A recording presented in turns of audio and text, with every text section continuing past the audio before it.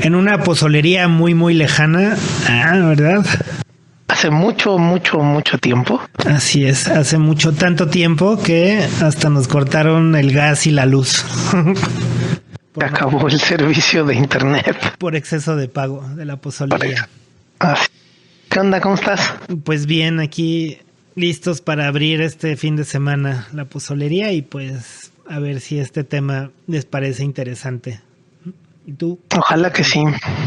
Yo súper aquí intentando, ahora sí me pusiste a chambear en cosas que me costaron trabajo entender.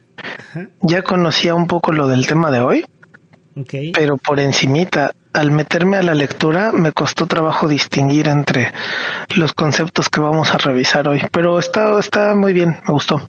Son como contraintuitivos, dirían, ¿no?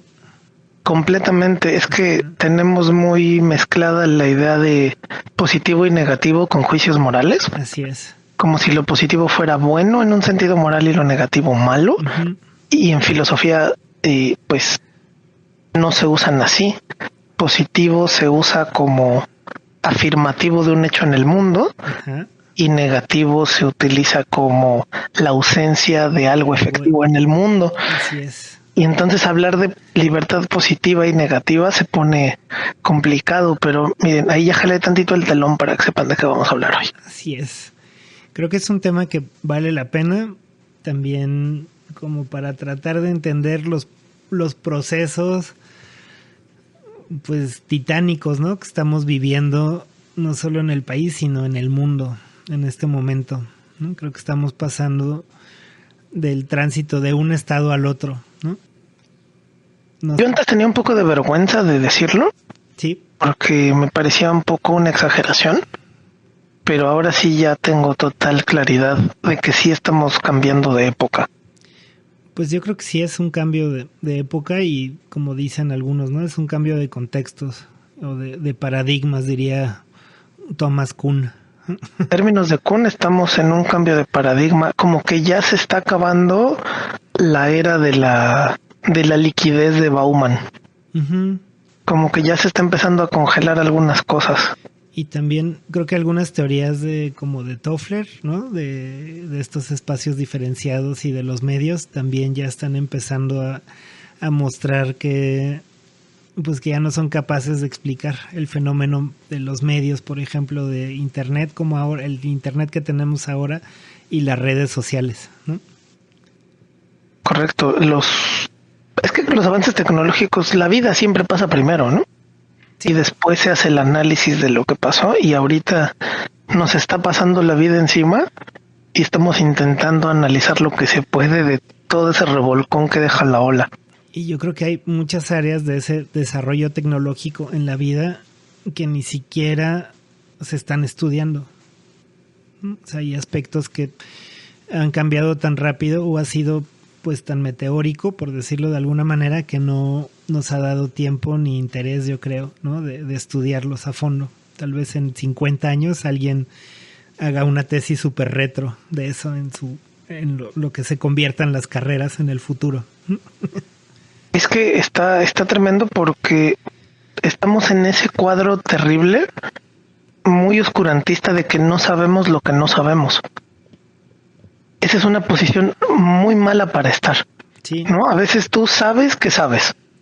A veces no sabes que sabes, pero igual lo sabes, ¿no? Uh-huh. A veces sabes que no sabes, y entonces yo tengo certeza de que no sé de física cuántica. Okay. ¿No?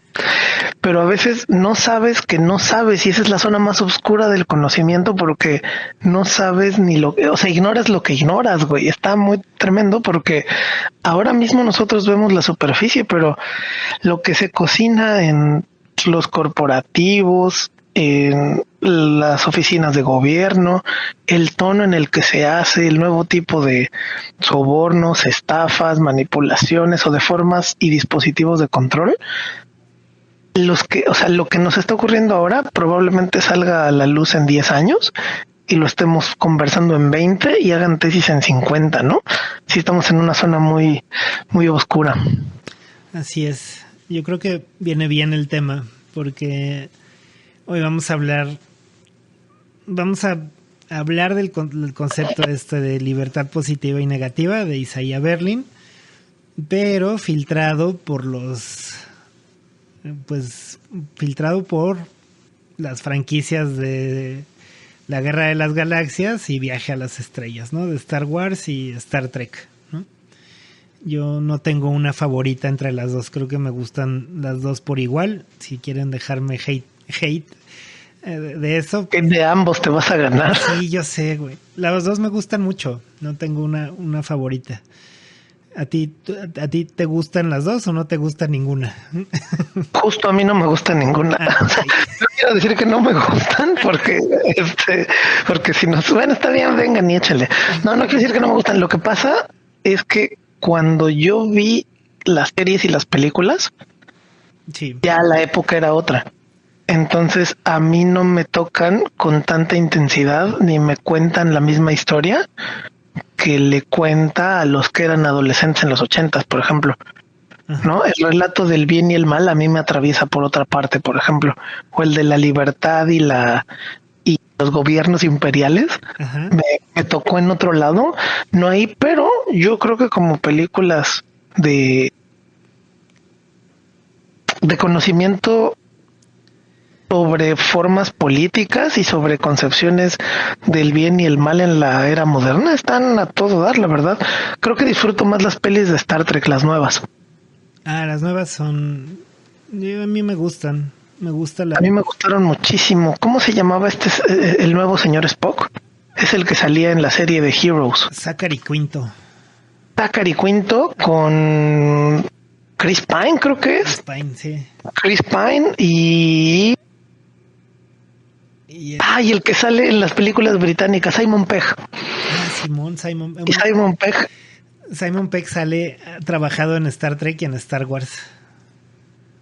¿En Star Wars en dónde ha salido? De las secuelas de la trilogía nueva, en episodio 7, el que atiende el puesto donde Rey, la chica Jedi, lleva sus refacciones a vender.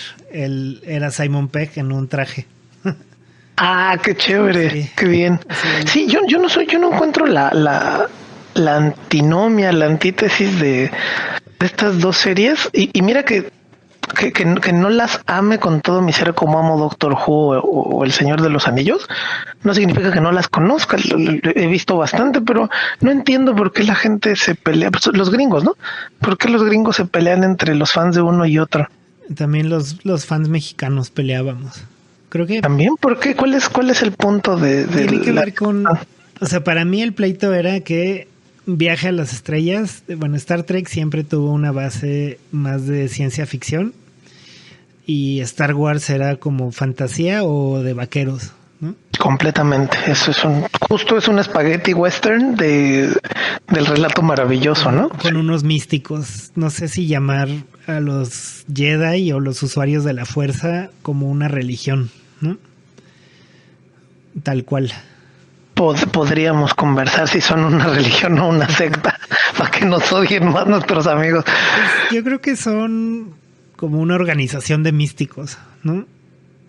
Pero sí son políticos. Claro. No son solo monjes, tienen toda una organización de Estado, ¿no? Ajá, y una relación con un Estado también. Bueno, vamos a empezar con esa idea, ¿no? De Star Wars, sobre todo en las precuelas, ¿no? Que las precuelas salen a finales, ¿no? De los 90s, después de muchísimos años que no había habido nada de Star Wars, lanzan las precuelas y fueron recibidas, pues digamos, de manera mezclada, ¿no? La crítica positiva y negativa. O sea, no vamos a valorar las películas en ese sentido, sino más bien del tema, ¿no? Porque las precuelas tratan de algo que en la trilogía original solo se mencionaba, que era cómo el imperio llega a tomar el poder, ¿no? O cómo el emperador llega a hacerse del poder, que me parece que en toda la trama de Star Wars ese es un tema secundario, ¿no? Porque digamos, el protagonismo o el eje, pues es la lucha en el fondo está la lucha de dos familias, ¿no? Entre dos familias, que son pues los Skywalker y los Palpatine, ¿no? El poder, sí. Y pelean. Para no hacer bolas a Es que se necesita también como una presentación de esas de Prezi, Sí. donde te hacían zoom cada vez que, no, y tiene como 8,000 notas al pie de página, pero no, para rápido, para quien no conoce mucho de la saga de Star Wars, en español es la Guerra de las Galaxias, es donde sale Luke Skywalker y Darth Vader, el del casco negro y que habla. Ajá. Es ese. Es una franquicia de ciencia ficción muy popular, quizá de las más exitosas de todos los tiempos. El que la creó fue un fulano que se llama George Lucas, con muchísimo influjo del cine de Akira Kurosawa y del cine western de mitad de siglo en Estados Unidos. Inicia en 1977 con 3 películas, que en ese momento eran las únicas 3 películas. Sí. Luego le hicieron lo que dice aquí mi amigo, unas precuelas, que fue una saga de 3 precuelas, que aunque salió 30 años después, las insertaron en la cronología de la ficción antes. Y luego salieron las secuelas de esa primera instancia. Entonces salió, digamos, lo del medio, lo del final y lo del principio. No, al revés. No, lo del principio y lo del final. Ajá, en medio, principio, final, sí. En medio, principio, final. Ajá. Y un montón de series que circulan alrededor. ¿Por qué es tan fructífera? Porque puede tocar muchos temas al mismo tiempo. Como puede hablar de mercenarios, como puede hablar de política, como puede ser una serie de balazos y pistolas y espadazos en el futuro, como puede ser una saga de romance y un K-drama, ¿no? Con insidia política. Ajá. Y ese vasto universo, porque es toda una galaxia, existe. Ahora sí, ¿qué formas de gobierno hay? Pues lo que pasa es que la lucha se da en una parte muy pequeña de la galaxia también, ¿no? Y se da en el seno de lo que se llamaba la República, ¿no? Solo se le conocía como la República, ¿no? Y era la República es una forma de gobierno, ¿no? ¿Sí o no? Hasta donde sé, sí. ¿Qué consiste en que hay pues un órgano rector que se llama el Senado, ¿no? Y hay representantes de los diferentes planetas y sistemas que componen a esa república, ¿no? A esa galaxia. Entonces, tiene representantes y esos representantes en conjunto se supone que toman las decisiones, ¿no? Y las leyes que van a fundamentar todo el cuerpo de esa organización. Ajá. Y hay un canciller, ¿no? Que es básicamente como una especie de...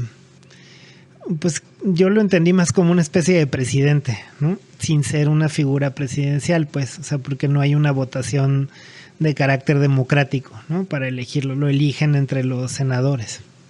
El representante de los representantes, digamos. Es más bien como alguien que va a llevar la batuta, ¿no? Sí, bien. Perfecto. Entonces ahí es donde empieza todo el show. La primera de las precuelas, todo el asunto empieza por una cuestión de capitalistas, ¿no? Es decir, porque hay unos cuates que se llaman la Confederación de Comercio que le hacen un bloqueo a un planeta que se llama Naboo, ¿no? Entonces hacen un bloqueo de carácter económico, ¿no? Porque ahí tienen un desacuerdo con unas leyes de comercio. Si a eso le suena conocido algo que está sucediendo ahora, no creo que tenga relación, ¿verdad? Pero pura coincidencia. Exacto. Y todo empieza por ahí, ¿no? Porque tienen, pues, digamos, secuestrado o bloqueado a todo un planeta, ¿no? Entonces, la regente de ese planeta, que es la reina Amidala, le pide al Senado que envíe a alguien a negociar, y el Senado decide enviar a 2 caballeros de la Orden de los Jedi, ¿no? Que son Obi-Wan y Qui-Gon, y ellos son los que van a comenzar la negociación, ¿no? Los Jedi son como policías místicos, les vamos a decir, como los del Ministerio de la Magia en Harry Potter. No, es que... No, ¿qué son los Jedi? ¿Es una fuerza del Estado o es una fuerza independiente? Es una fuerza independiente. Es que es una institución política y politizada que ha convivido durante la República, porque la República ha tenido un periodo de vida de milenios, ¿no? Igual que los caballeros Jedi. Entonces la orden de los Jedi ha vivido en paralelo, ¿no? Y a veces ha apoyado al Senado y a la República, y a veces ha sido ejército, y a veces ha funcionado más como una policía. Por ejemplo, cuando empiezan las películas, ¿no? Cuando comienza la precuela, pues la República no tenía un ejército, ¿no? Entonces, digamos, todas las labores de seguridad les eran conferidas, digamos, a organismos como locales, ¿no? O sea, como policías o pequeñas milicias o pequeñas autodefensas, güey, qué loco. Sí, o ejércitos de mercenarios, ¿no? Que también son algún tipo de autodefensas. Y los Jedi pues fungían un poco como negociadores o como, digamos, como un brazo como armado de las Naciones Unidas, por ejemplo, ¿no? O sea, porque ellos los mandaban. Serían los cascos azules y funcionaran como los tenían pensados, ¿no? Como los estatutos lo simulaban, ¿ok? Entonces esta fuerza manda a 2 fulanitos a arreglar el pedo comercial. Y ahí es donde empieza todo el tema, ¿no? Porque hay, pues, contrario a los Jedi, digamos, como una institución antagónica, existen los Sith, ¿no? Que es digamos, aquí sí es muy maniqueo, ¿no? Es lo contrario a los Jedi, ¿no? Si los Jedi buscan sabiduría y comprensión y tolerancia, los Sith buscan la venganza y establecer el poder por medios violentos, ¿no?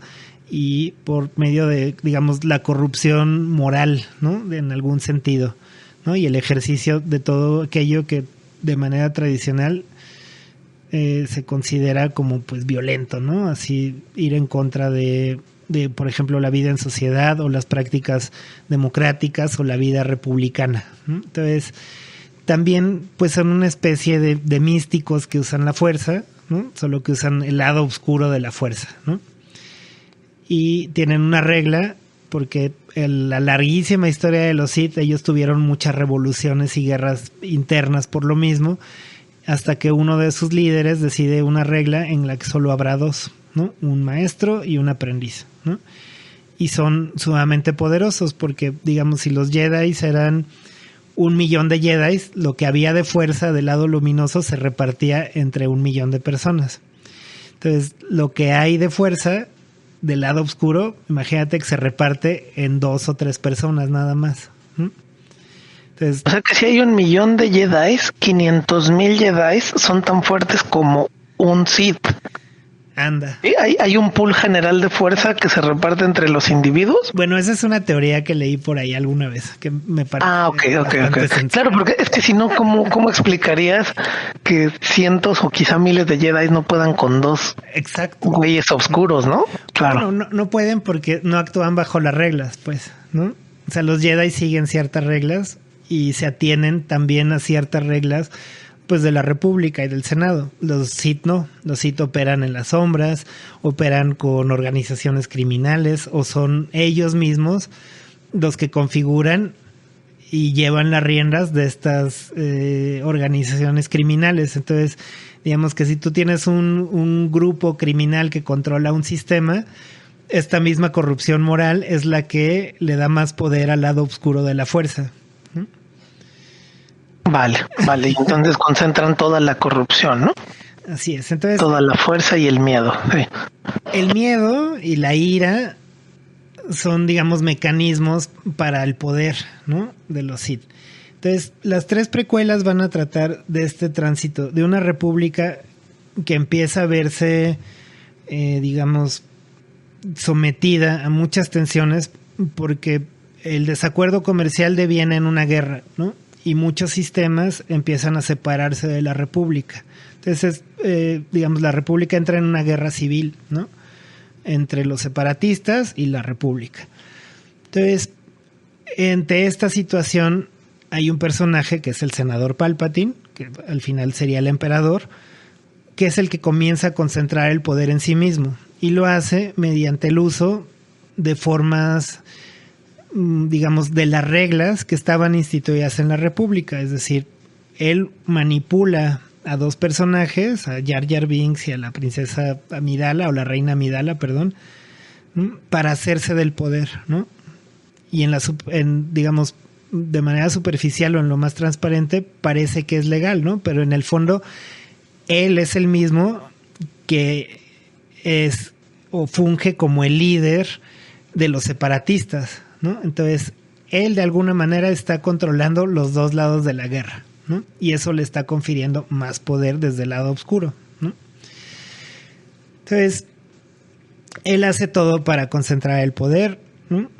Y al final al final de la tercera de las precuelas, logra hacerse con el poder logra hacerse del poder por completo, concentrado en él, y decide darle fin a la República, declarar a los Jedi como traidores y constituir el primer gran imperio galáctico, ¿no? Entonces hay un tránsito, digamos, de una forma de gobierno a otra, y eso sienta pues las bases para el resto de la narrativa, ¿no? De la Guerra de las Galaxias. Pero pues es muy interesante ver este tránsito, ¿no? Cómo a partir de, digamos, del uso de las reglas o del uso de ciertas libertades o ciertos derechos que sí existen y que están pues vienen dados dentro de la narrativa, cómo va todo convirtiéndose pues en una serie de cosas bien podridas, ¿no? Y al final el que sigue controlando todo es una sola persona, ¿no? No me suena. No te suena. No sé cómo a qué se parece, ¿no? No, claro, nunca hemos vivido eso en ningún momento de la vida. Pero yo creo que... sí. Perdón. No, que yo creo que de ahí podrá comprender la audiencia porque, te digo, aunque yo no sea el mayor fan, pero disfrute ver algunas de los productos, pero tiene un montón de escapes para la conversación, tanto en términos de géneros, de términos éticos del cine, en términos de relatos, en términos de relaciones políticas, que fíjate, ahora que lo estás diciendo, así como lo estás platicando, se podría leer perfectamente bien como el relato de la Guerra Fría, ajá, como el relato del ascenso de Trump y Musk al poder, sí, ¿no? Entonces tiene los elementos suficientes para poder seguir dándonos herramientas para leer el presente. Yo creo que eso es parte del éxito que tiene. Lo que a mí me llama poderosamente la atención es que justo Star Wars está atravesada por la dicotomía de lo bueno y lo malo. Ajá. Y el eje de lo bueno y lo malo está paralelo al eje de la cosa pública y la cosa individual. Sí. ¿No? La república es lo bueno, lo imperial es lo malo, ¿no? Ajá. Pues sí, porque está cruzado por los Jedi y por los Sith. O sea, como que está todo muy imbricado, ¿no? O sea, los Jedi idealmente siempre son buenos y los Sith siempre son malos, ¿no? O sea, no hay un... Yo puedo ver perfectamente a algunos Sith trabajando en la República. Sí, claro. Como siendo los policías de la República, la fuerza mala, los que entraron por el Mayo a Sinaloa, güey, sí. Esos no eran Jedi, güey. No, esos eran Sith. Entonces, claro, el gobierno rector de la ideología ahí, que son los Jedi contra los Sith, ajá, atraviesa también la cosa pública. Eso está bien interesante. Sí, y son dos instituciones, pues, o sea, los Sith y los Jedi, yo sí los trabajo ahora como instituciones, porque pues juegan un papel político bien importante. O sea, porque en el resto de la trilogía, o sea, la trilogía original, digamos, es la lucha de un grupo de adolescentes, ¿no? O sea, la princesa Leia y Luke Skywalker ¿no? Eran adolescentes, pues. Que trabajan con un grupo de células de lo que el Imperio llamaba terroristas, ¿no? Pero eran rebeldes en contra del Imperio, ¿no? Porque querían regresar a la forma de la antigua república, ¿no? Y querían acabar con la tiranía del emperador, y era un imperio humanocéntrico, ¿no? Es decir, las razas que no eran humanas eran discriminadas y muchas veces exterminadas, y pues obviamente está toda esta idea del imperio y sus uniformes y todo, pues están muy basados en el ejército nazi, ¿no? O en la ideología nazi de la Segunda Guerra Mundial. Y pues al final estos tres chicos, bueno, la princesa Leia y Luke Skywalker, aparte de su honra familiar que tienen y de su lucha contra el malo, que es el spoiler más conocido de la historia, ¿no? Que Darth Vader, que es el brazo derecho del emperador, ¿no? Era un caballero Jedi que se vuelve al lado oscuro, pero es el papá de los héroes, ¿no? De Luke Skywalker y de la princesa Leia, ¿no? Y es redimido al final. Matan al emperador y regresa a la Nueva República solo para desaparecer en la última trilogía, que es así, no la podemos ahorrar porque creo que esa pierde de vista todos estos elementos que le daban mucha capacidad de tener pláticas un poco más profundas, más allá de si las naves, que a mí me encantan, o las batallas de los Jedi y los Sith con los sables láser, ¿no? Y al final vuelve a regresar el emperador, es decir, hay un tránsito de una república a un imperio tiránico, a una nueva república que nunca la vemos en realidad en casi nada de las series ni de las películas, a otro tipo de imperio, ¿no? Que se llama la Primera Orden. Entonces, digamos que en el fondo los fascistas siempre fueron fascistas, nunca se fueron y nunca perdieron, ¿no? Esa podría ser una lectura. Y las fuerzas, digamos, republicanas, por no decir las fuerzas del bien, siempre fueron incapaces de darse cuenta del mal que estaba operando ahí, ¿no? Y fueron incapaces de hacerle frente a ese mal porque fueron sometidas por las propias reglas republicanas que los malos sí sabían usar, ¿no? Aparte de las trampas. Entonces, es como una red muy complicada de cosas, ¿no? En lo que estamos viendo ahí. Pero fíjate, ahí hay dos elementos que me gustaría conversar. El primero, que esta es una yo creo que es una ingenuidad de George Lucas, de un güey joven que cree en el sistema en el que vive. Uh-huh. Y en efecto, ¿no? O sea, todo el imperio está, la imaginería está motivada por lo nazi, ¿no? Y todo lo que es lo rebelde que quiere instaurar la república está en el imaginario de lo que George Lucas creía que era lo gringo. Sí. Y lo que a mí, ahí ya te digo que me parece muy, muy sospechoso, pero pues muy ingenuo también de George Lucas, es que claro, no haces películas de la República porque cuando las cosas van bien, pues para qué cuentas esa historia, ¿no? Es como si te quieren contar un cuento de que todo estaba bien en una casa y todo chido. Dices, güey, pues esto qué, ¿no? Yo creo que, o sea, las películas que relatan que todo está bien no son las más taquilleras. No, entonces, pero ahí hay una trampa, porque asumir que en una república todo está bien, güey, híjole, no, está como bien complicado, porque en las repúblicas también pasan un montón de chingaderas. Claro, si comparas una república con un orden fascista, pues probablemente preferirás la república. Bueno, es que hay órdenes fascistas que se hacen llamar repúblicas. Que se hacen pasar por repúblicas, claro, ahí es donde se pone complicado, ¿no? Sí. Para George Lucas es muy fácil poner los naranjas son republicanos y son buenos, y los blanco con negro son los malos y son los imperialistas, pero resulta que todo se mezcla en algún momento. Lo que yo sí creo es que Disney, con bastante perversidad, sí hizo la última trilogía sacando a propósito los elementos que generaban esa discusión. No creo que sea aleatorio que hayan desarticulado, ¿no?, la base de la conversación de Star Wars.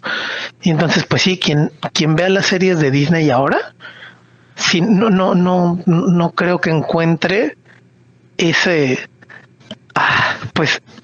forma de conversar respecto a las maneras políticas, ¿no?, del orden social en Estados Unidos, y ahora pues menos. No creo que lo que produzcan ahora vaya a estar bajo una perspectiva crítica del presente, ¿no? Pues sí, fíjate qué interesante, porque en algunos, bueno, las dos primeras trilogías, sí hay algo como de trabajo en el guión de los personajes, como de esta reflexión de digamos, del proceso interno de la lucha, ¿no? Es decir, de por qué estoy luchando. Es decir, unos luchan, por ejemplo, por que triunfen los Jedi, ¿no? Como Luke Skywalker. Y para esto, pues, se hace él está con los rebeldes, ¿no? Pero la princesa Leia, pues, lucha por regresar, ¿no? A esa república que les confería la libertad, ¿no? Y yo creo que es libertad en un sentido más filosófico, entendida como un complejo, ¿no? Que se constituye de muchas libertades más chiquitas, ¿no? O de muchas libertades, de muchos derechos más pequeñitos, ¿no? Que ese derecho más pleno. Y sí, nunca lo había pensado, fíjate, que fuera un acto deliberado, no solo el cortar esa discusión por parte de Disney, sino también cortar, digamos, en escenas o en las narrativas, esos procesos internos que los personajes desarrollan o que se desarrollan en las películas, ¿no? O en cualquier historia. Porque después ya no hay ninguna lucha, digamos, solo se presentan como hechos aislados que se conectan bajo el título de una película nada más, ¿no? Es decir, pasan de escenas de 5 minutos en 5 minutos, ¿no? A la siguiente. Y no hay ninguna conexión, ¿no? Que te vaya llevando hacia este camino del, pues, o sea, en lo que se basó Lucas, ¿no? Que fue el libro del camino del héroe, ¿no? De cómo se va haciendo el mito de Luke Skywalker y el Jedi y todo esto. Pero en este sí, dime. No, que justo que te iba a preguntar si le entramos ya a hablar de la libertad o si planteamos el mundo de Star Trek. Vamos a hablar de libertad y de ahí planteamos el mundo de Star Trek para darle, digamos, el contraste, ¿no? Una lectura diferente que sí tiene un carácter mucho más, digamos, científico y político. O sea, no solo científico de ciencias sociales, sino de ciencias, pues, ciencias duras, como dicen, y un carácter político muy, muy cabrón, ¿no? Dentro de toda la narrativa. Pero sí, pues vamos a entrarle a las libertades. ¿Cuál quieres explicar? No, antes de explicar las libertades, quisiera explicar el problema fundamental que yo encuentro en hablar de la libertad. Ok.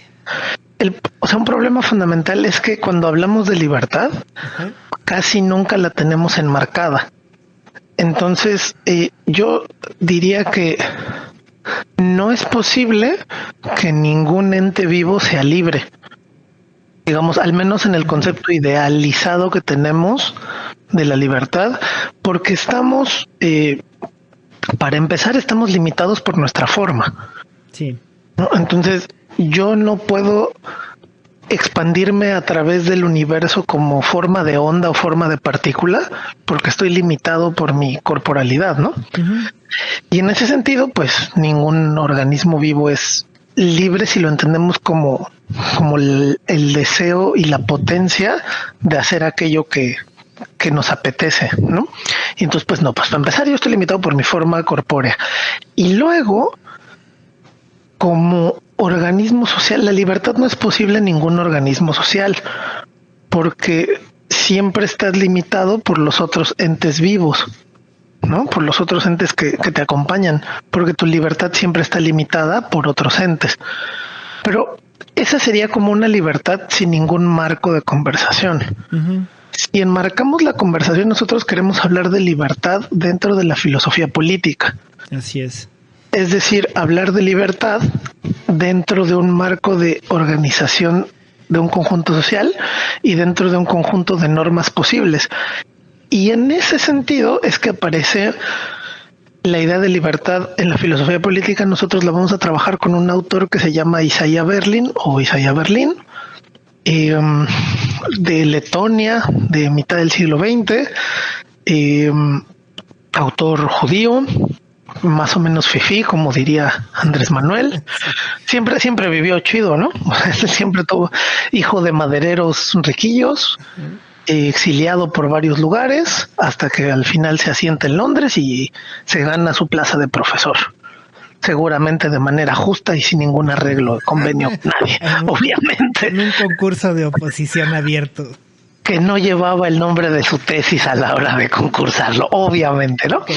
Y entonces este güey plantea la idea que en realidad recoge, ¿no? Recoge un debate de la cultura, vamos a llamarle comillas, occidental, comillas, que tiene muchos años, que es la libertad negativa contra la libertad positiva. Así es. Y la libertad negativa, que es la que yo veo en Star Wars, ahora me dice si me equivoco, es la libertad en la que no se te presentan obstáculos para tu desarrollo.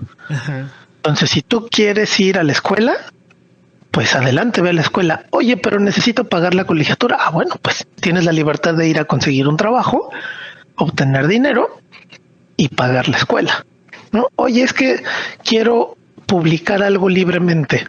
Bueno, pues no hay ningún obstáculo que te lo impida, hazlo, ¿no? Pero busca tú tus medios para realizarlo.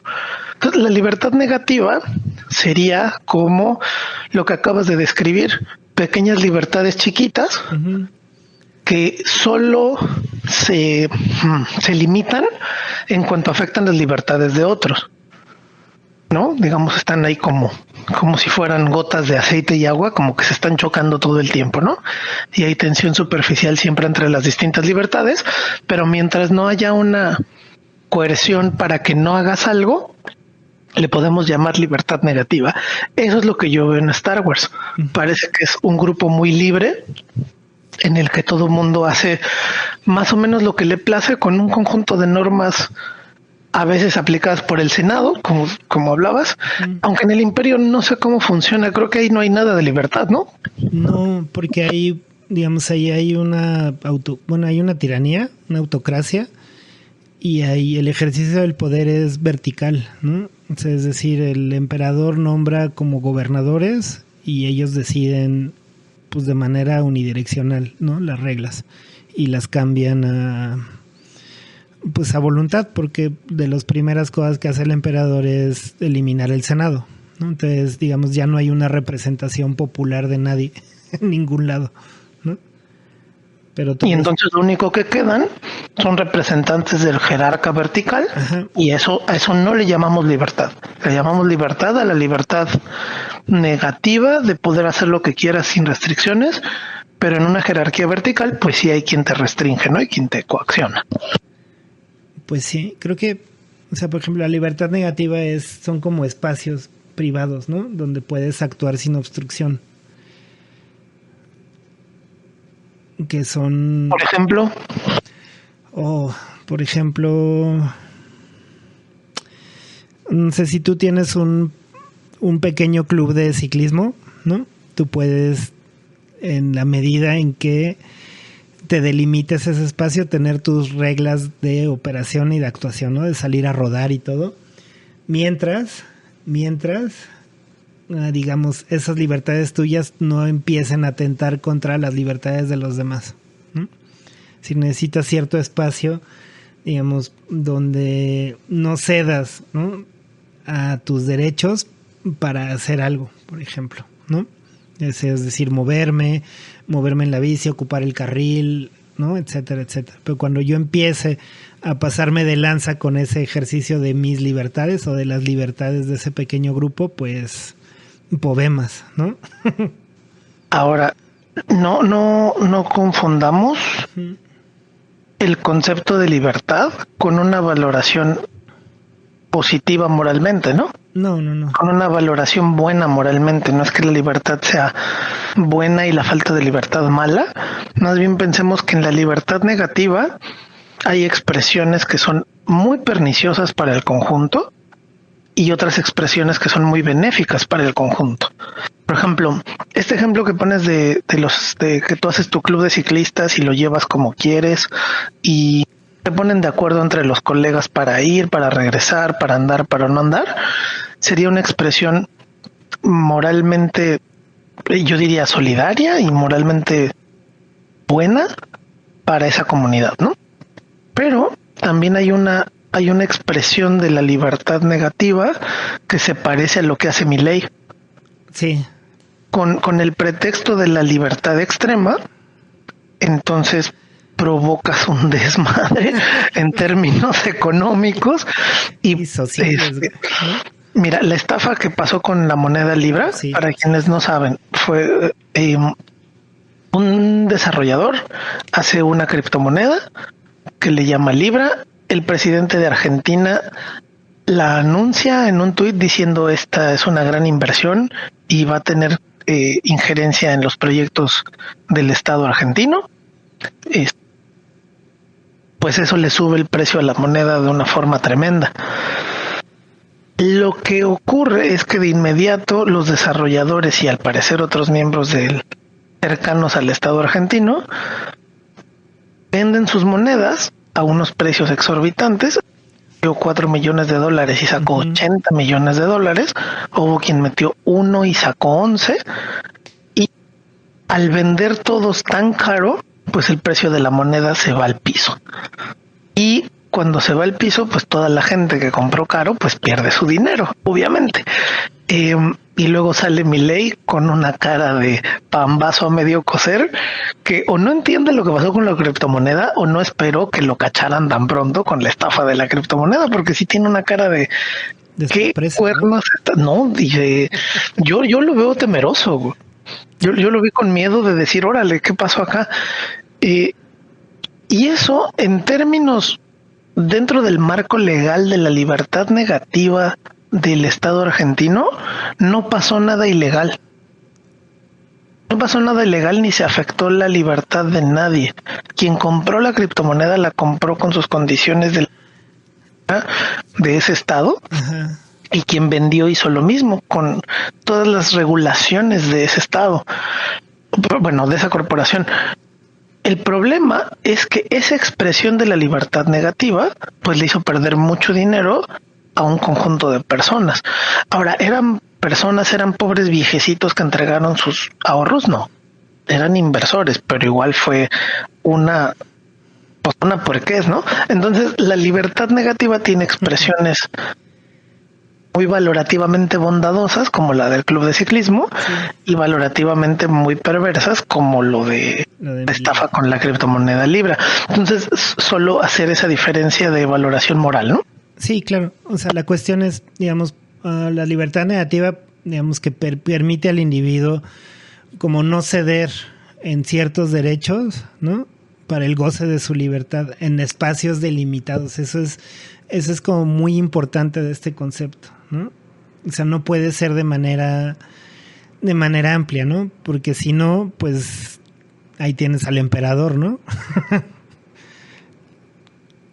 O sea, yo creo que sí, pues cierto grado de libertad negativa, pues sí es necesaria para la realización del sujeto, ¿no? De los sujetos o de los individuos. ¿Hasta qué punto? Pues hasta que pisas la libertad, ¿no? Los derechos de los demás. Y ese es pues justo el debate, ¿no? O sea, por ejemplo, Luke Skywalker creo que sí representa mucho esta cuestión de la libertad negativa, ¿no? En su lucha contra el Imperio, ¿no? Y en su trayecto, ¿no? En su periplo como construirse como un héroe, ¿no? Desde preguntarse, en un principio me parece que el personaje quería irse a la Academia Imperial y luego acaba luchando lado a lado con los rebeldes y siendo el gran héroe en la primera película de la trilogía de en medio, ¿no? En el episodio 4.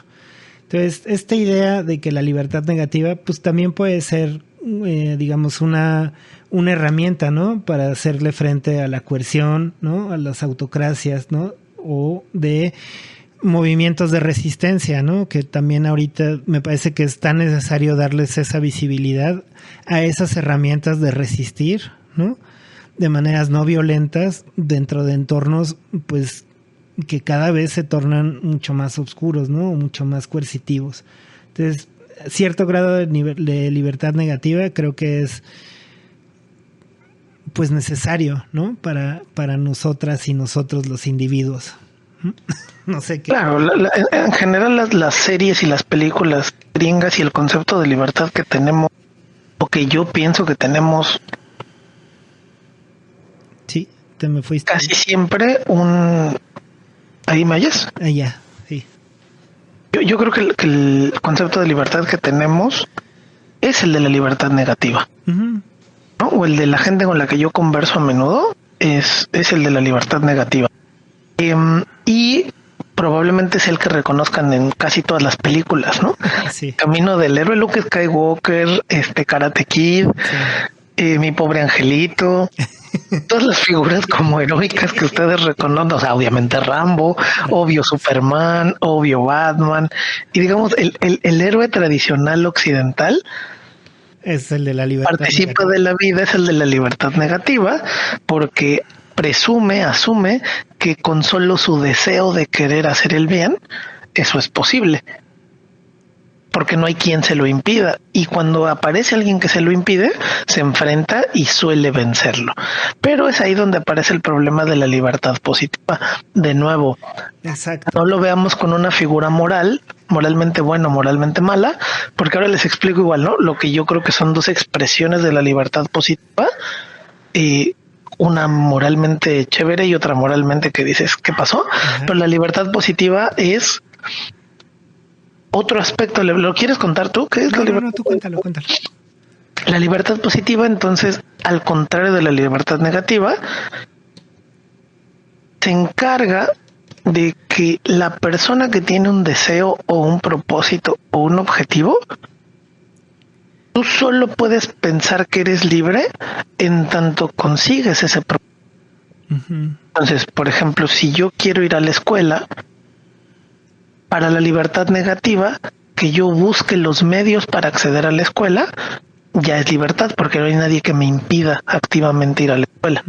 Para la libertad positiva, solo se realiza el sujeto en su libertad cuando obtiene lo que está buscando. Entonces, yo solo soy libre cuando logro ir a la escuela. Sí, mientras que ya ven que para los gringos y esta película muy famosa con Will Smith de En busca de la felicidad, ¿no? Dios, sí, perdón. Y que sí, es un lacrimógeno ahí terrible. Ya ven que digamos la base de ese relato es que en el billete de los gringos dice que te garantiza el derecho a la búsqueda de la felicidad. Que ese es uno Bueno, de los más grandes trucos, porque nadie te puede arrebatar eso. bueno, Sí, ya. bueno, decimos, ¿no? Vemos, porque ahorita vemos que sí se puede. Pero digamos, ese principio de la búsqueda de la felicidad, para la libertad negativa ya es ser libre, porque tú puedes ir y buscarla. Sí. Para la libertad positiva, solo serás libre cuando obtengas la felicidad, no cuando estés buscando la felicidad. En esos términos, si yo quiero trabajar con un salario digno, la libertad negativa me dirá, ve y búscalo, y ahí se sigue mi libertad. La libertad positiva me dirá, no, hasta que no obtengas ese empleo y tengas ese salario digno, no serás libre. Entonces, para la libertad positiva, sí se requiere un mínimo práctico que confirme la obtención de esa libertad. Así es. Y no Entonces, solo la obtención, sino los medios, ¿no? Para los medios y las condiciones para obtenerla, ¿no? claro, y que alguien me lo provea. Ajá. Bueno, no que alguien como sujeto me lo provea, quiero decir que existan las condiciones de hecho que me permitan obtener eso. Exacto. Por ejemplo, la educación pública. La educación pública es un acto de la libertad positiva porque allá donde hay personas que buscan ir a la escuela o mamás que desean mandar a sus hijos a la escuela, solo se concretará ese acto de libertad en tanto haya escuelas públicas que les permitan ese ingreso. Sí. Mientras que en la libertad negativa, solo el hecho de que existan escuelas y sujetos y uno pueda acceder al otro, eso ya garantiza la libertad. Pero entonces empieza a moldear una cosa bien interesante, porque sí, en México tenemos libertad negativa para unas cosas y libertad positiva para otras. Y un par de expresiones igual, solo para dar el ejemplo que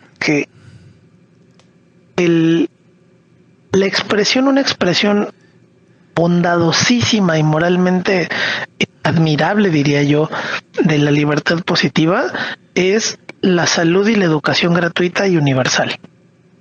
Entonces, que yo pueda irme a atender al médico por cualquier padecimiento que tengo, en tanto la sociedad que me cobija lo paga con sus impuestos, de manera que cuando cualquiera se sienta mal va al médico, es una expresión que a mí me satisface de positiva, aunque hay gente a la que no le satisface porque dice, ¿por qué con mis impuestos vas a pagar el cáncer de pulmón, el tratamiento de cáncer de pulmón de un güey que fumó 40 años? Ajá, y siendo que yo no fumo, ¿no? O porque cuando yo no fumo y yo me cuido y yo tengo una campaña activa anti-cigarrillos, ¿por qué vas a usar el dinero de mis impuestos para pagar?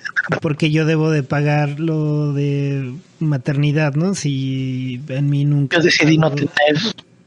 Sí, de no tener hijos, ¿no? Vaya. Tener cachorros de humano, ¿no? Entonces, ¿por qué tengo yo que pagar la ausencia de una maestra que va a clases, ¿no? Uh-huh.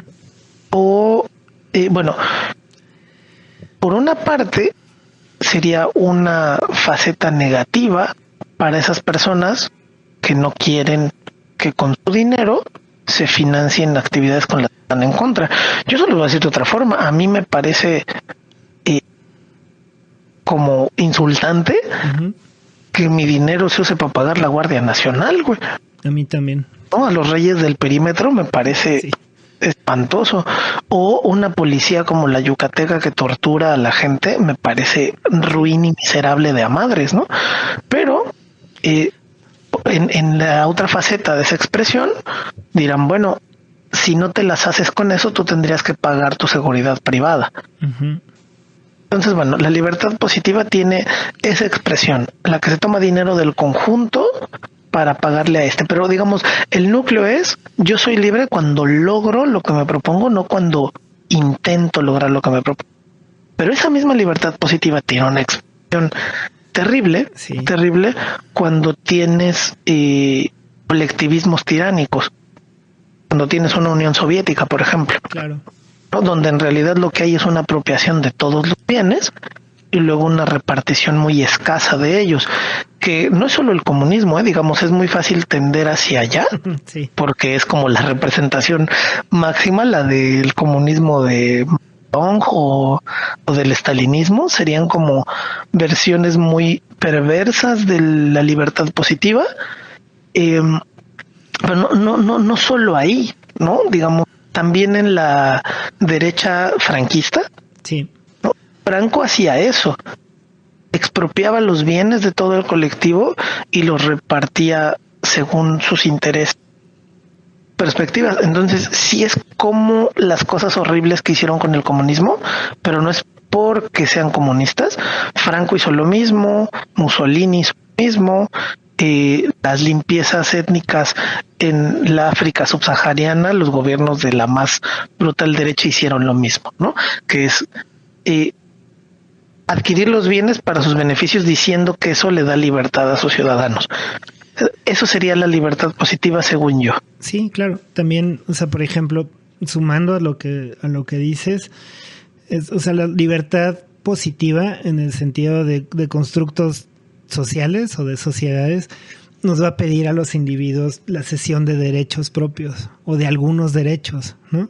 Entonces, digamos, vamos a hacer como un ejercicio rápido, ¿no? Decir, mediante el ejercicio de mi libertad negativa, yo puedo derrocar un gobierno tiránico, ¿no? Pero ese gobierno tiránico puede devenir en un gobierno republicano democrático que sea incluso, más opresor que el gobierno tiránico, ¿no? Porque va a pedir de esos individuos la cesión de derechos particulares, ¿no? Para dar certeza, ¿no? De los medios para la consecución de esa felicidad o de ese ejercicio pleno de derechos de sus individuos, ¿no? Al punto de casi ser capaz de decidir por sus individuos, ¿no? Hacia dónde hay que ir como sociedad, ¿no? Como un poco, me parece que el argumento falaz de va a haber una reforma tal porque ustedes votaron por nosotros, viene de una concepción así de ojete de libertad positiva, ¿no? O sea, una cosa no lleva a la otra. Lo que sí puede llevar a la otra es que en este acuerdo del ejercicio en un contexto cultural de libertad positiva, sí podemos tener sociedades republicanas, democráticas, ¿no?, que sean más coercitivas con el desarrollo individual, ¿no?, con el desarrollo de los sujetos, ¿no? Por eso creo que es como, pues hay una relación paradójica entre las dos, ¿no?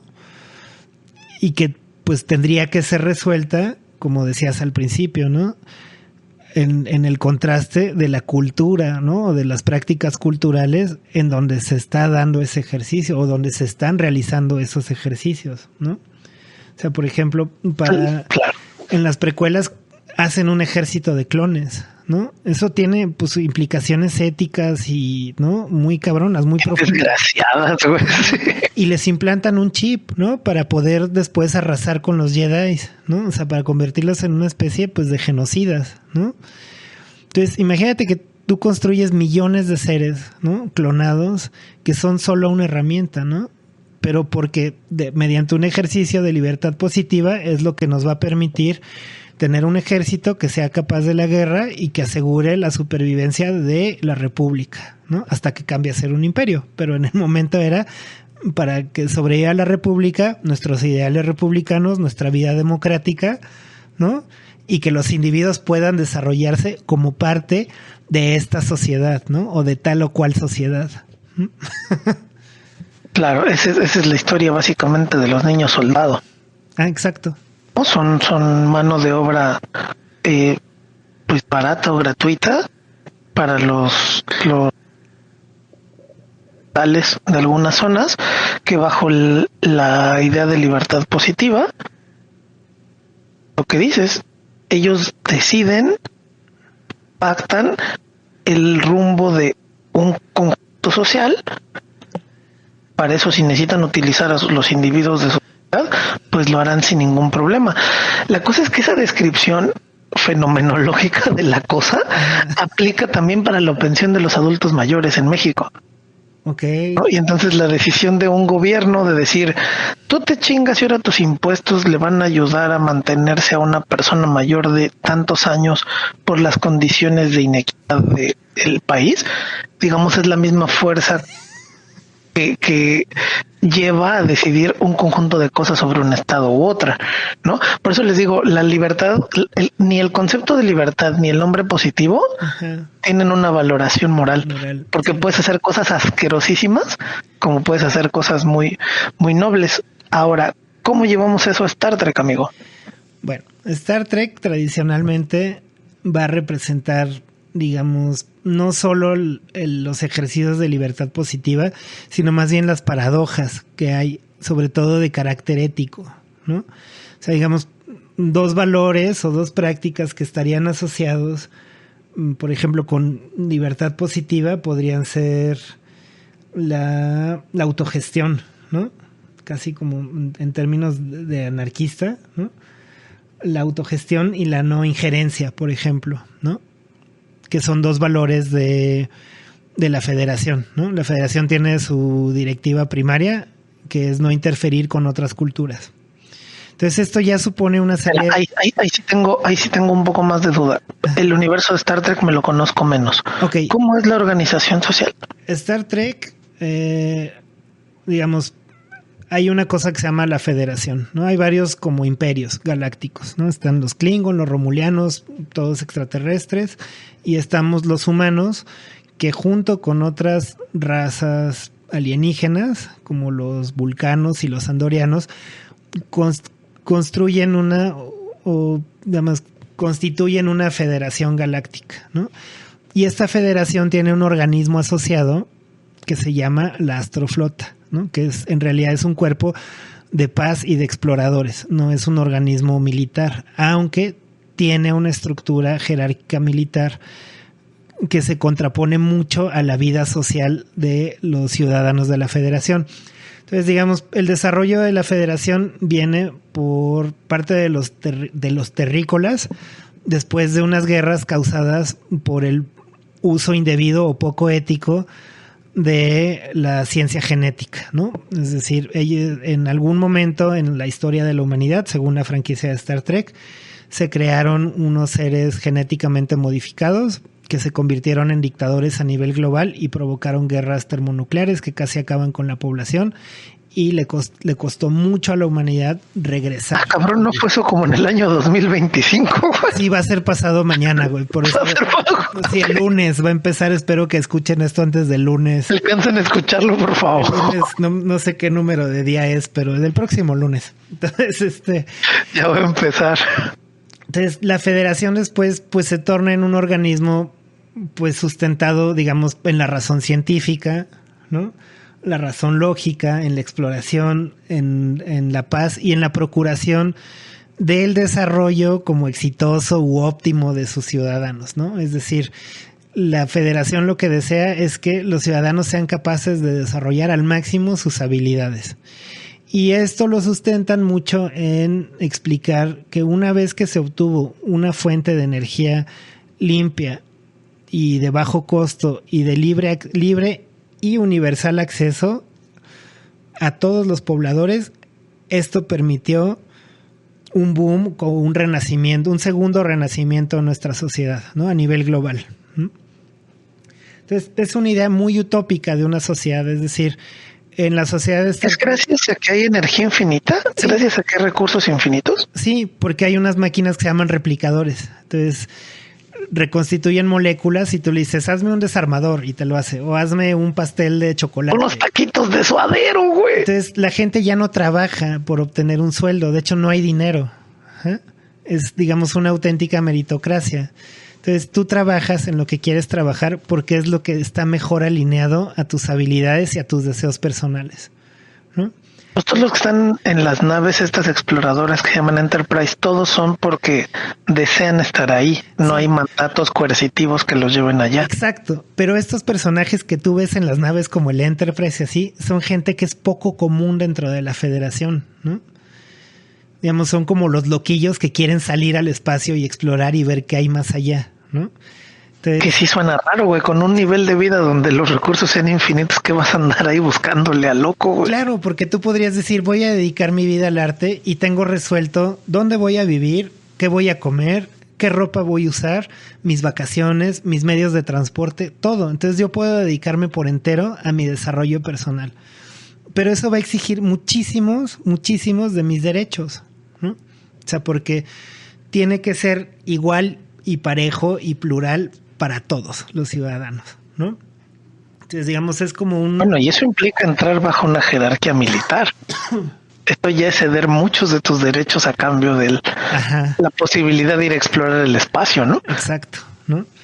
Entonces, en Star Trek es mucho más evidente, creo que el estira y afloja de esas dos libertades, ¿no? Creo que el personaje que mejor representa la libertad positiva o las tensiones de la libertad positiva es el Capitán Picard, ¿no? De las series nuevas, ¿no?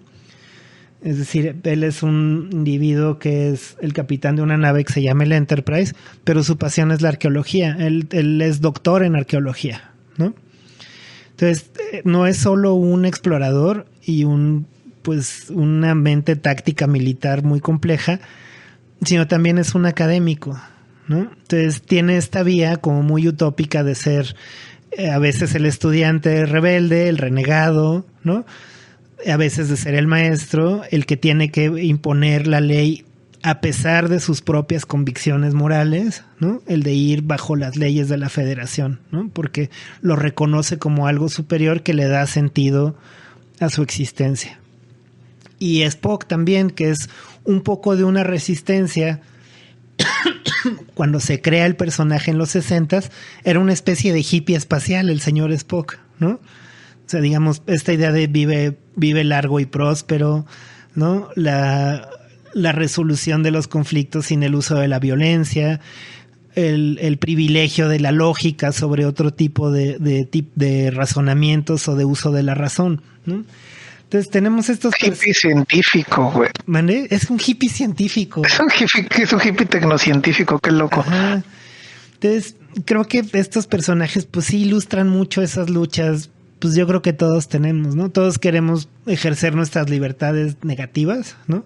Pero también queremos gozar de algunas cosas de las libertades positivas. Como decías, pues yo sí quisiera un buen sistema de salud, ¿no? No quisiera que el gobierno me diera dinero para que yo vaya al doctor Simi a la consulta, ¿no? Entonces, ¿por qué tendría que pagar yo uno privado si realmente tuviera un buen sistema de salud o un buen sistema educativo donde no solo me garantizaran que voy a entrar a estudiar, sino que saliendo también pues voy a poder trabajar de eso que yo quise estudiar, ¿no? Que fue mi anhelo o mi ilusión o mi necesidad, ¿no? Que es la mayoría de las veces. Entonces, tenemos en ambas franquicias, pues vamos a tener estas dos luchas, ¿no?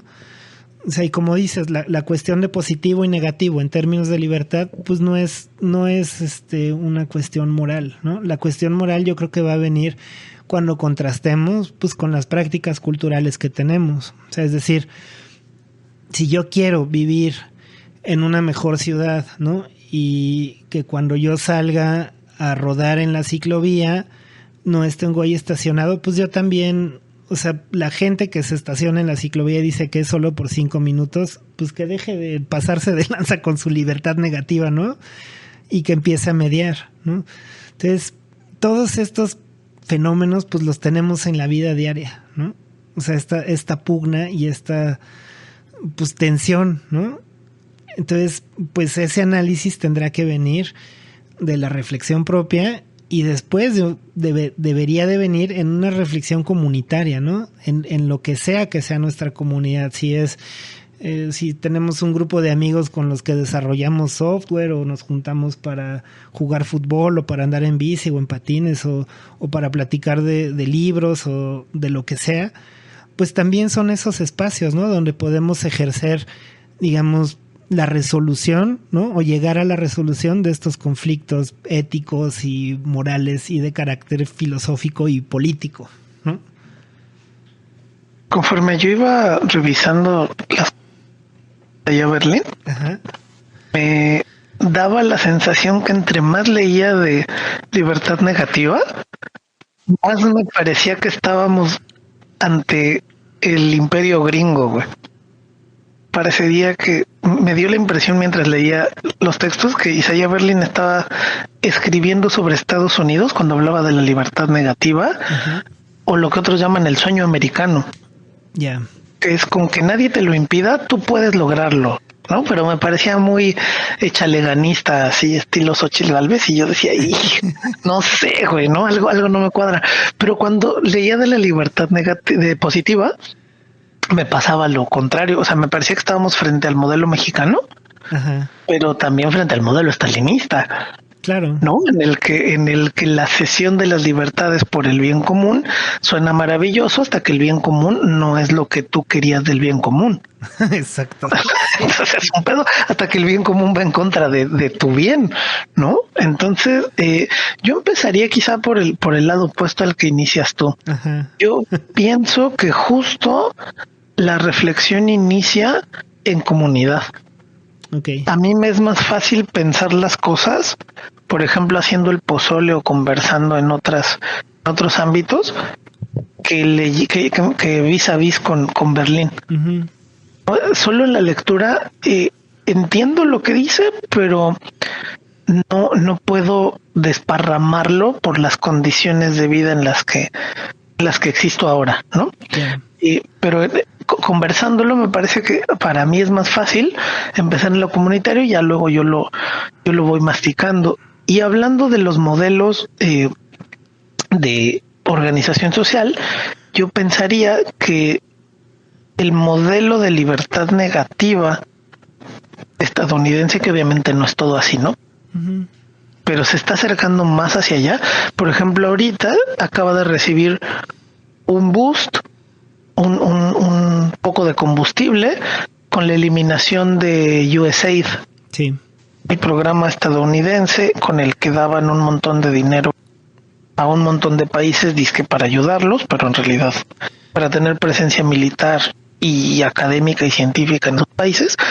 Y ahora Musk, contra la cantidad de pendejadas que está haciendo, en una de esas eliminó todo el programa de USAID. Y al eliminarlo, se pierde un poco de libertad positiva, pero se gana un poco de libertad negativa.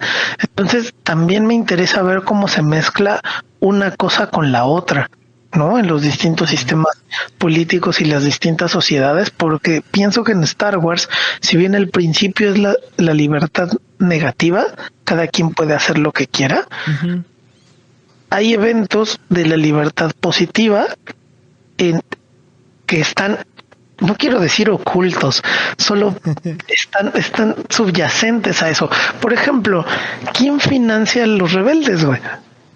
No sé si alguna vez se habla de eso. Se necesita un chingo de dinero para mantener toda esa resistencia política, y debe de haber algún conjunto social que, haciendo uso de la libertad positiva, haga que los rebeldes puedan concluir su deseo de oponerse al régimen. Sí, ¿Quién le paga a los rebeldes, güey? Pues ahí tienen, digamos, como benefactores, ¿no? Que son actores políticos, digamos, senadores o grupos que fueron del poder de la República, que quieren ver a la República de vuelta y los financian por abajo del agua. Y también, pues, la República, o sea, los rebeldes, perdón, no tenían empacho en robar, en la piratería, digamos... Vendían DVDs piratas en Naboo, güey. No, se robaban naves y robaban combustible y, ¿no? Y armas y, ¿no? Todo esto. Entonces, o sea, Star Wars, hasta creo que lo de la película de Rogue One y la serie de Andor no te muestran como ese lado difícil de ver de los rebeldes, ¿no? O sea, que había una vida pues bastante oscura ahí, ¿no? También de ser una organización pues terrorista también, ¿no? De ponerle bombas a oficiales del imperio, ¿no? De hackearles las cuentas del banco, de robarse créditos y oro y, ¿no? Porque sí sucede, pues, ¿no? Entonces, pues de ahí viene el financiamiento. O sea, creo que... Eran los de ETA, güey.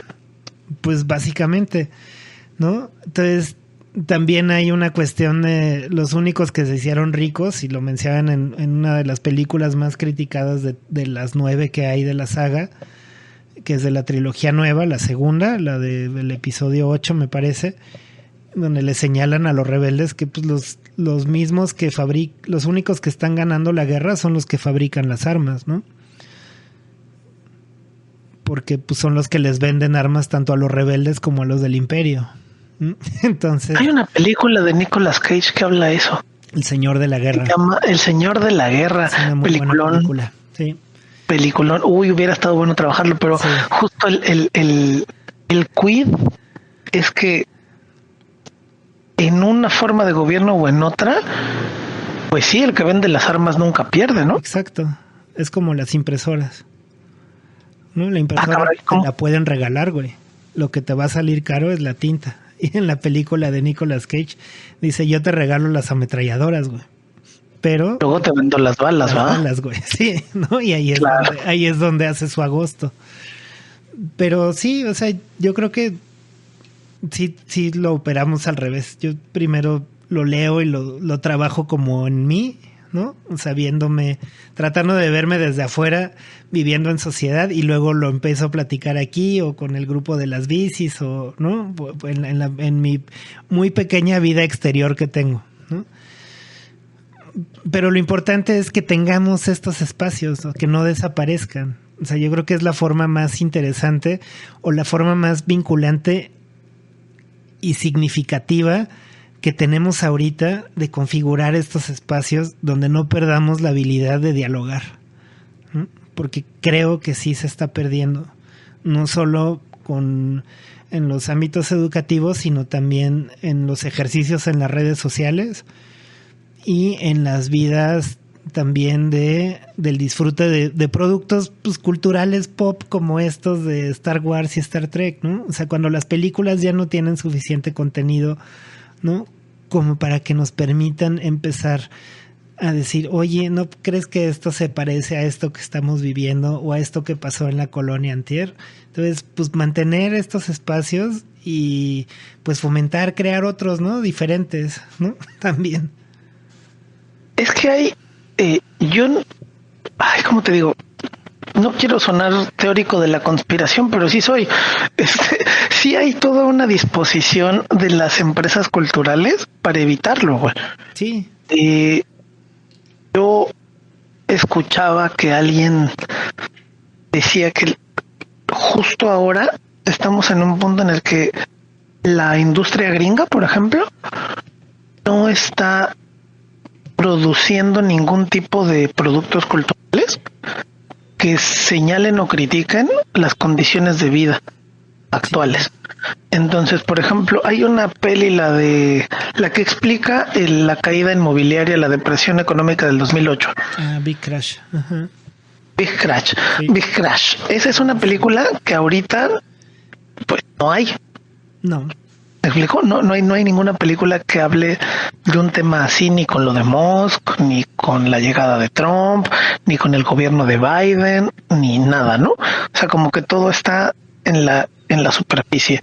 Y yo decía, ay, sí es cierto, qué interesante, no sé qué. Y en México, güey, ¿no? Y en México, aunque sí hay películas que son muy críticas, pues justo toda la posición del Estado es quitar recursos para su distribución, quitar recursos para su creación, quitar recursos para su difusión, y aunque existen, están por ahí escondidas y página de los creadores, ¿no? Pero no está ni en Netflix, ni en el cine, ni no. Te contrata, no vas a contratar a un grupo musical crítico a tu gobierno para ir a tocar al Zócalo, ¿no? Por supuesto que no. Yo no puedo creer que un tipo como Silvio Rodríguez venga a cantar a un gobierno como el mexicano. Para mí fue muy raro, como decir, órale, qué loco, ¿no? Uh-huh. Como que ahí algo pasó, como que se cruzaron los metaversos. No sé, estuvo muy raro y me pareció que era lo que estaba ocurriendo con este chico, el del Super Bowl, con Kendrick Lamar. Sí. ¿Cómo le están criticando su presentación? Y cómo se hicieron justo dos bandos, ¿no? Sí. El que dice que está bien chévere y damos toda la explicación analítico-semiótica, y otros que dicen, esa pendejada que, güey, yo quería ver show, ¿no? Uh-huh. Y en ese sentido, de inmediato, para un conjunto social, sonaron las alarmas de que algo estaba pasando ahí. Y yo no puedo creer la fragilidad cursiva que tiene un gobierno como el gringo, que ante un show de medio tiempo de un partido pedorro en la vida, ya están estresados, ¿no? Con que hay que cambiar cosas y hay que modificar y no sé qué. Entonces, lo que no alcanzo a ver es en qué momento la libertad positiva o la libertad negativa constituyen o producen los efectos necesarios para quitar esa libertad. Por ejemplo, me explico en español. A los nazis llegaron al poder por vía de la libertad que les daba la República Alemana. Sí. Y en cuanto llegaron al poder, en un mes desmantelaron la República y quitaron libertad positiva y negativa y convirtieron a Alemania en un régimen fascista. Uh-huh. Pasó demasiado rápido. Sí, es que... ¿En qué momento ocurre esa avalancha de cosas? Pues no lo sé. La cuestión es, o sea, Berlín señalaba eso, o sea, que el tránsito, o sea, la consecución, ¿no? De, digamos, los objetivos o el deseo mediante la libertad negativa o los ejercicios de libertad negativa, así como lo mencionas, pues pueden traer peores cosas, ¿no? O sea, el resultado, en cierto sentido, pues es incierto, ¿no? O sea, yo recuerdo que cuando todavía estaba Chávez, que ya estaba en las últimas, decían, por fin se va a morir este güey. ¿Julio César? No. Julio César, el gran campeón sigue vivo. Pensé que cuando estaba en el ring. Chávez, el de Venezuela, ¿no? Sí, es el comandante. Decían, no puede haber alguien peor, güey. No, espérate, güey. Sorpresa, ¿no? Ahí está Maduro, ¿no? O sea, la cuestión es que es incierto el resultado, pero yo creo que el valor o lo valioso está pues en ese contraste de la cultura o del contexto cultural que estamos viviendo, ¿no? Que seamos capaces de sí reflexionarlo y de no dejar que se nos pase desapercibido, ¿no? Como decíamos al principio. O sea, cuando ya no hay espacio o ya no haya ese lugar donde tú puedas ser crítico, donde podamos ser críticos de lo que estamos viviendo, pues ahí es cuando sucede, ¿no? Cuando se acaba pues la vida más o menos republicana y más o menos democrática, ¿no? Y pues da pie a una vida pues ya mucho más autoritaria, ¿no? O en espacios más autoritarios o más hegemónicos. ¿No? Es como cuando te dice alguien que está metido en la academia que no pueden invitarte a chambear ahí, que porque así es la institución. Y dices, bueno, pues, o sea, la institución son personas, ¿no? No es una mente que los domine a todos. O sea, si no son las personas que están adentro de la institución las que pueden hacer el cambio no violento, pues ¿quién lo va a hacer? ¿No? Entonces pues ya no concurses porque esto no va a cambiar, porque a mí no me conviene tampoco que cambie esto, ¿no? O sea, esa es una forma de interpretar que tengo, en el sentido en que pues para todo ese conjunto y práctica cultural de lo académico, ese ejercicio de sus libertades positivas, ¿no? Les es útil, ¿no? Y lo van a perpetuar hasta que un grupo de gente usando su libertad negativa llegue y los tumbe, ¿no? Exacto. Perdón, no que lo vea tan maniqueo, pero así sucede, ¿no? O sea, yo creo que sucede de repente y es bien rápido. La cuestión es si alguna vez vi uno que decía cuál era el arma más poderosa que se había inventado en toda la historia de la humanidad, ¿no? Y decían el arco y la flecha o la bomba atómica, y el número uno era las políticas, ¿no? Claro, la palabra. Dice, la política son palabras escritas en un papel y han sido poderosísimas desde que se inventaron, ¿no? Entonces, pues la política o las políticas al final pues son las que dinamitan las repúblicas, las democracias y hasta pues las tiranías, ¿no? En cierto caso también. ¿No? Y también... Claro, es que para la filosofía política eso es muy importante. Para la filosofía política la diferencia entre libertad positiva, libertad negativa o no libertad no es una valoración moral. No. Y eso, o sea, son solo formas de control social. Dicen de organización, pero o sea, organización, no nos organizamos cada 6 años, ¿verdad? Otro güey agarra el poder y nos organiza, no es que nosotros decidamos, ¿verdad? Y entonces, fíjate, ahí yo te preguntaría hacia algo muy concreto. ¿Tú consideras que estos espacios de diálogo y de razonamiento y de discusión sobre lo que sea que esté ocurriendo se fundamentan en una libertad negativa o en una libertad positiva? Quiero decir, ¿tú estás a favor de que sigamos haciendo el pozole filosófico mientras nadie nos esté jorobando, aunque Fermín nos escuche? ¿O estás del lado de que alguien tiene que pagar impuestos para que otro alguien nos financie el pozole y podamos adquirir nuestro deseo de vivir dignamente a través de una actividad que parece satisfactoria? No, yo por la primera, ¿no? Que este sí es un ejercicio total de libertad negativa. Ya lo demás es, si alguien nos quiere dar dinero, yo les pediría que no nos diera dinero físicamente, ¿no? Sino pues que nos ayudaran a difundir, ¿no? Esto, nada más. Ya si YouTube nos quiere pagar, que nos pague YouTube, ¿no? Directamente. Claro, pero no la gente, no, si alguien quiere cooperar, que coopere con su comunidad, ahí dele una despensa a alguien que lo necesite o algo. Así es, creo que para mí es más significativo, eso es mucho más valioso. Y la otra es, por ejemplo, si yo quiero ser candidato a la presidencia en 2030, ¿no? De este país. Entonces, mi propuesta es que yo no voy a obligar a nadie a pagar impuestos, ¿no? Va a desaparecer el SAT y todo. Entonces, ¿cómo nos vamos a mantener? Pues vamos a vivir como queremos vivir, ¿no? Como individuos y como sociedad. Entonces, cada quien va a decidir cuánto quiere dar de sus ingresos para los impuestos. Y ahí vamos a saber, ¿no? De mano dura si realmente estamos queriendo vivir de la mejor manera, ¿no? Esa es mi capacidad. Pero luego Esa es toda mi campaña política. Híjole, amigo, me va a costar trabajo hacerte difusión, pero lo intentamos. Porque obviamente Germán Larrea no va a pagar. ¿No? Obviamente Carlos Slim no va a pagar.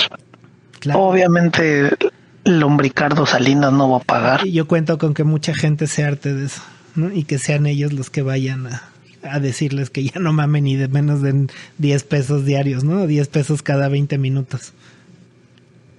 Es una plataforma política difícil, pero la llevaremos a cabo. La lograremos. Ahora, a mí esto no deja de llevarme a la paradoja de la intolerancia de Popper. Ah, sí. Sí. Ahora que estabas tocando ese tema, es bien interesante y súper útil retomarla en estos tiempos. La paradoja de la intolerancia de Popper está muy mal entendida por mucha gente. Sí. La voy a explicar primero en no español. En no español, básicamente tú tienes una sociedad que se organiza de manera X, cualquiera que sea su organización, sea una organización religiosa, una organización política, una organización que sea. Y ese grupo X, ese grupo que se organiza de una manera X, se va a reorganizar cada tanto tiempo por lo que sea, ¿no? Y si tú quieres apostar por la diversidad y por la tolerancia, punto, que se supone que es lo que los estados liberales queremos, lo que haces es poner un conjunto de reglas que le permitan a esa sociedad reorganizarse y mutar, ¿no? El problema es cuando dentro de esas mutaciones te surge un microgrupo que la forma de desarrollarse, casi siempre la violencia, pero no solo la violencia, hay otras maneras. Eso es muy importante porque Popper lo pensaba con la violencia, pero ahora hemos visto que se han vuelto más sofisticados. Hay otras maneras que no son la violencia física, ¿no? Hay muchas formas en las que ese microgrupo, cuando quiere formar parte de la reestructuración del órgano social, y se constituye como el rector de ese órgano social, va a llevar a la desaparición de ese grupo como se le conoce. Entonces, en vez de llevar a una mutación grupo de esa forma X de organizarse, va a llevar a la destrucción de esa forma X de organizarse.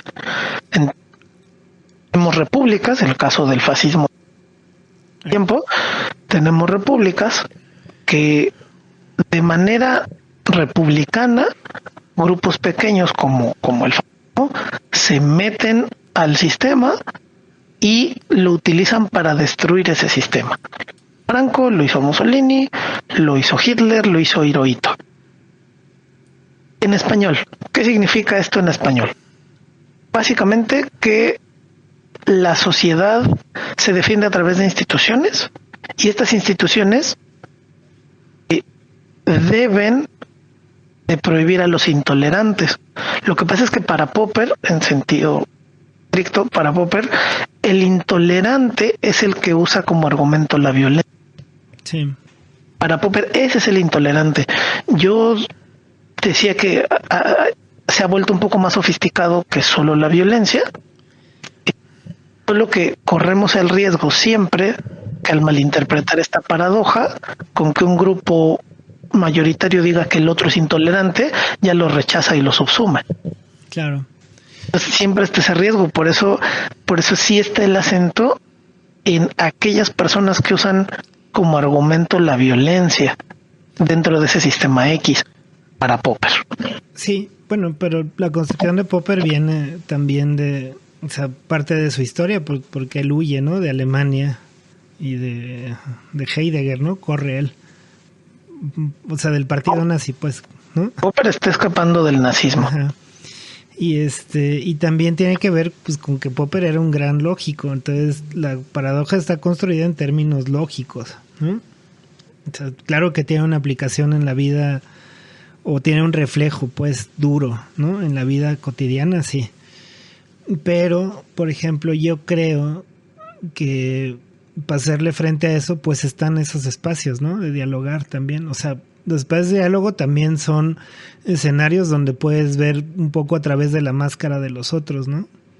O sea, yo creo que una de las soluciones es, pues no puedes tolerar al intolerante, pero eso requiere también, digamos, en términos popperianos, por una revisión, ¿no? De las hipótesis de esos que consideras intolerantes y una revisión lógico formal y pues también de los contenidos, ¿no? De lo que están hablando. Pero si no tenemos esos espacios donde hacer eso, ¿no? Y si solo, por ejemplo, la decisión de quién es al que ya no vamos a permitir viene del Senado o de la presidencia, pues ahí sí está difícil, ¿no? O sea, los que no votamos por cierto grupo de políticos o partidos, pues no encontramos representación, ¿no? En una república que se supone que es democrática. Entonces, pues ahí es, en vez de resolver, creo que le estoy echando más changos al mecate, ¿no? Entonces... Pero ahí es donde se pone chingón porque nos estás llevando al punto en el que hay que volver a reflexionar y replantear, o sea, volver a hacer un planteamiento formal, obviamente de contenido, pero formal en términos de lógica, de qué significa la violencia, güey. Porque yo no sé si se ha hecho un planteamiento formal de qué significa violencia en el estado después de la pandemia. No, yo tampoco, fíjate. Es una pregunta muy buena que le podría hacer a un profe que tuve en el posgrado, que él es lógico.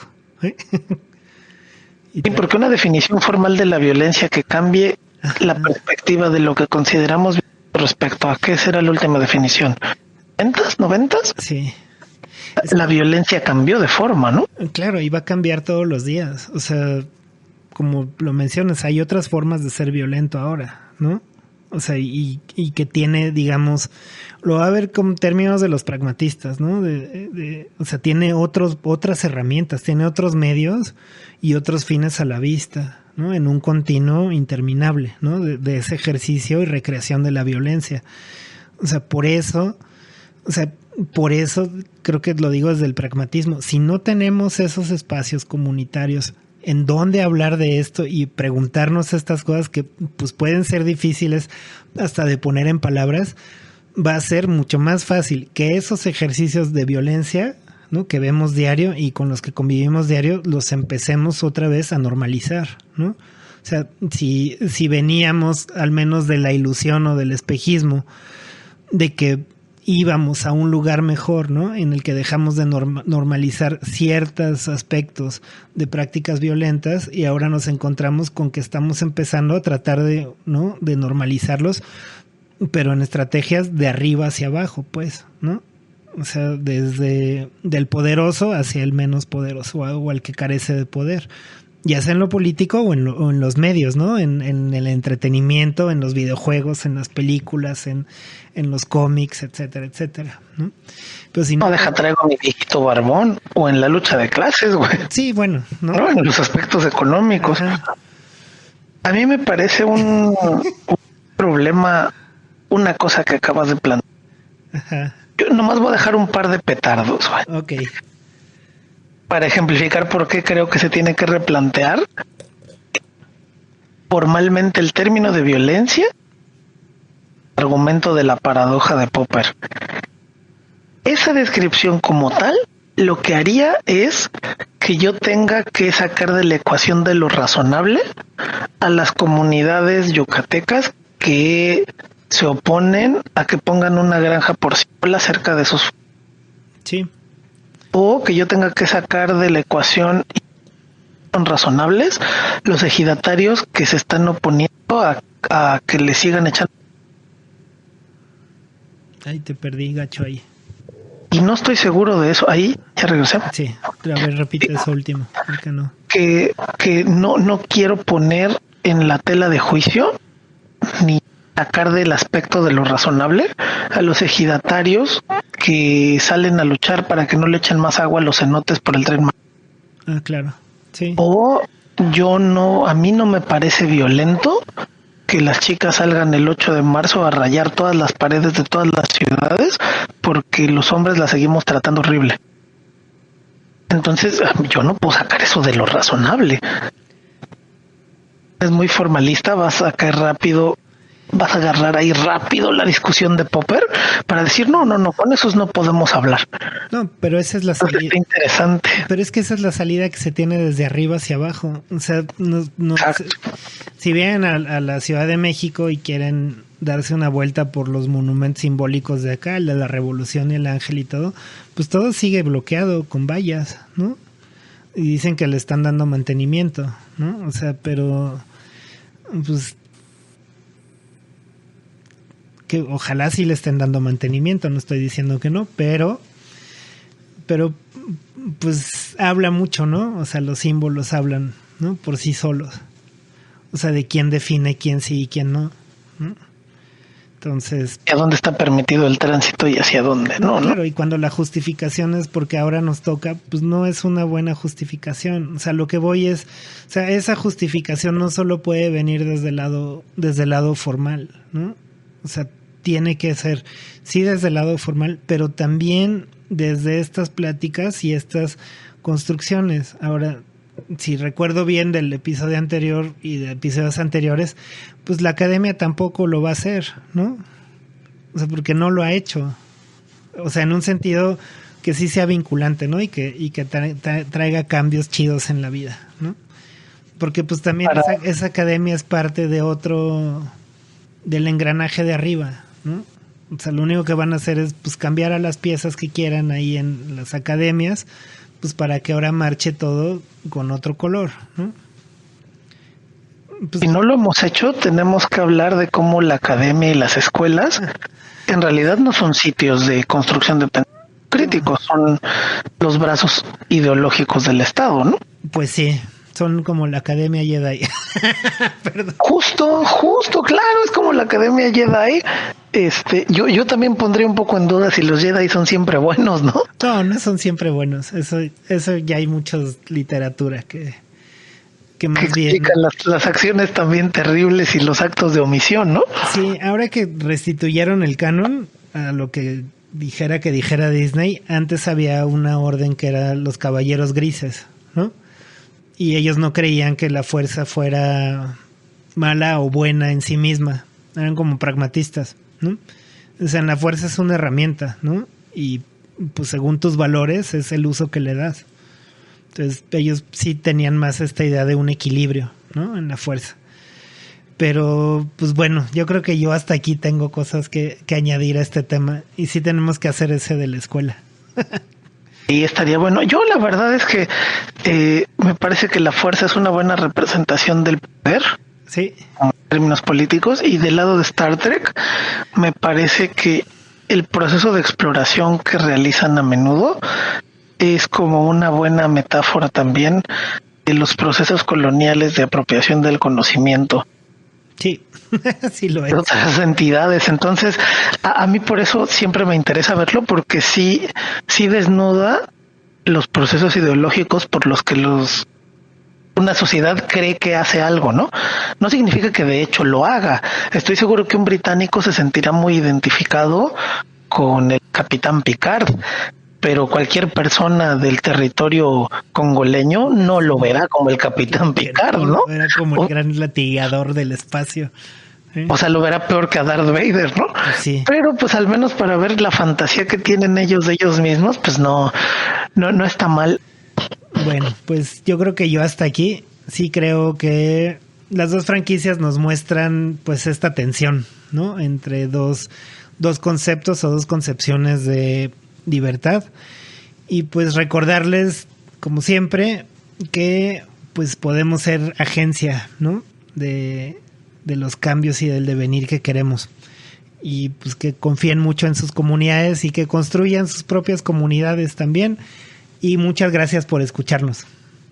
Muchas gracias por escucharnos. Hagan bandita en su cuadra, en su colonia, porque pues como vimos en pandemia, cuando algo malo pase, nadie va a venir a salvarnos. Es más, nos vale tener una red ahí, ¿no? Muchas gracias, saludos a nuestros escuchas. Bye. Bye. Que la fuerza te acompañe, Harry, dijo el señor. Harry. Que tengas una vida larga y próspera, Harry. Ron. Adiós. Adiós.